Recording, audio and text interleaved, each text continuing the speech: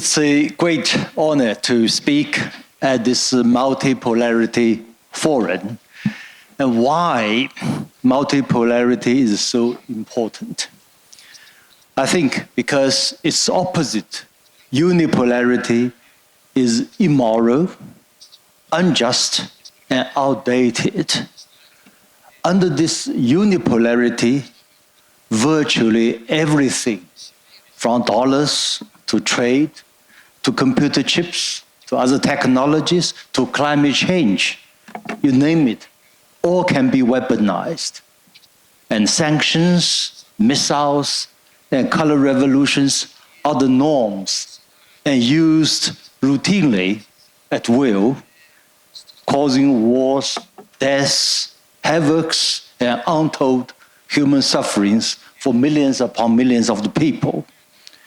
And this order has to be changed and will be changed.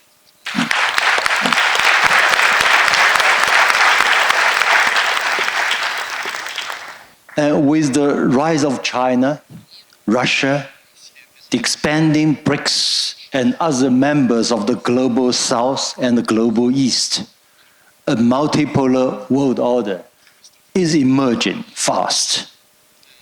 In the case of China, with 7 decades of socialist construction, China has become, for the first time in human history, the world's largest economy by purchasing power parity since 2014, so exactly 1 decade. Yeah. It has become the largest industrial power, manufacturing power, and trading nation, with the world's largest consumer market. At a speed of accomplishing almost 1 industrial revolution every decade since the early 1980s, China now is at the forefrontier of the 4th industrial revolution with big data, AI, and quantum technologies, etc. And now China is the only country capable of providing goods, services, and experience from all the 4 industrial revolutions to the whole world. All this has changed China forever and changed the global landscape forever.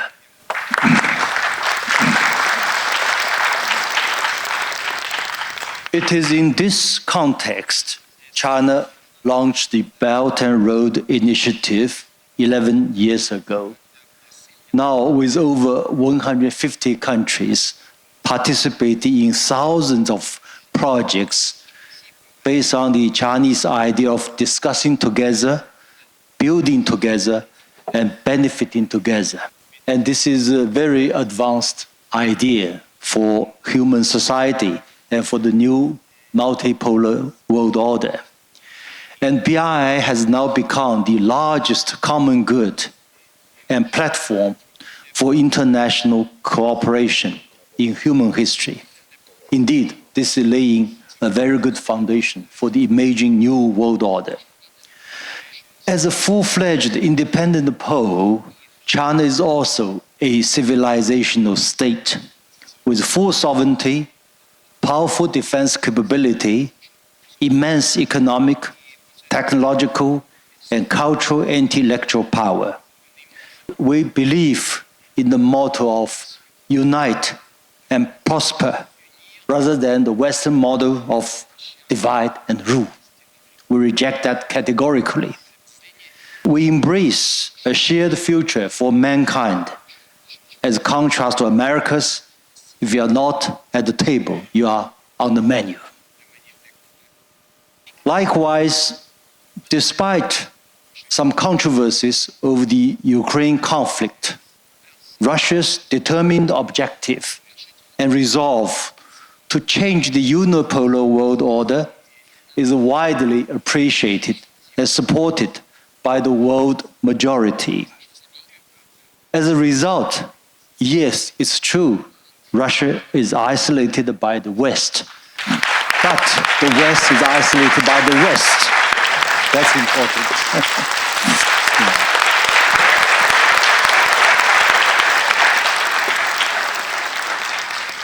And this fact alone shows Russia is also a full-fledged independent pole with full sovereignty, powerful military might, economic weight, culture, and intellectual strength of a civilizational state.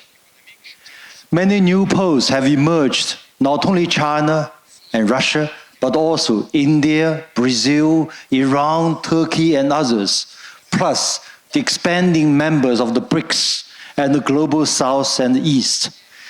And they may have internal differences among themselves, yet all these poles, all these countries share one common objective for establishing a multipolar world order based on peace, equality, justice, development, and common prosperity. Many of them also consider themselves as civilizational states or civilizational communities. If the United States' unipolarity is underpinned by its deep state, which has done so much harm to the world at large, civilizational states are known for their deep cultures and deep peoples.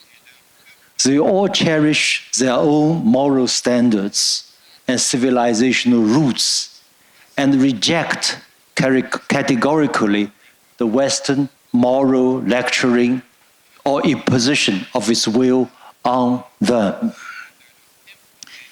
EU Foreign Policy Chief Mr. Borrell admitted not long ago that almost everyone in the non-Western world thinks now that there are credible alternatives to the West, not only economically, but also technologically, militarily, and ideologically. I think this is true.